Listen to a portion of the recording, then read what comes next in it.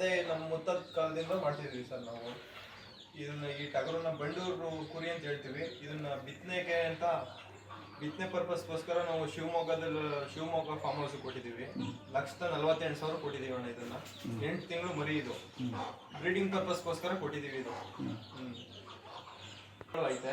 ನಮ್ಮ ತಂದೆ ನಮ್ಮ ಮುತ್ತದ ಕಾಲದಿಂದನೂ ಇದನ್ನ ವ್ಯಾಪಾರ ಮಾಡ್ಕೊಂಡು ಬಿಟ್ಟಿದ್ರು. ನಾನು ಇದನ್ನ BCA ಓದ್ತಿದ್ದೀನಿ ಮೈಸೂರಲ್ಲಿ. ಓದ್ತಿದ್ದು ಇದನ್ನ ಕಂಟಿನ್ಯೂ ಮಾಡ್ತಿದ್ದೀನಿ.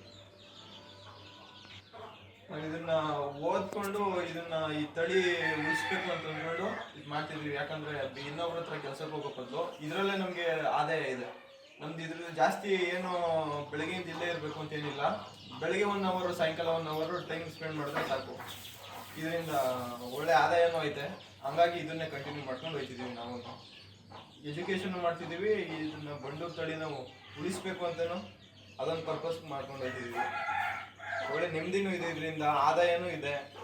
ಹಂಗಾಗಿ ಇದನ್ನ ಶೇಖರಣೆ ಮಾಡ್ತೀವಿ. ಮಗುಕ್ಕೆ 40 ಕುರಿ ಕೊಟ್ಟಿದ್ದೀವಿ. ಇದೊಂದು ಟಗರು ಕೊಟ್ಟಿದ್ದೀವಿ ಟೋಟಲ್. ಬಿತ್ತನೆಗೆ ಅಂತ ಇದು ಕೊಡ್ತಿದ್ದೀವಿ ನಾವು. 1,48,000 ಕೊಟ್ಟಿದ್ದೀವಿ. ಎಷ್ಟು?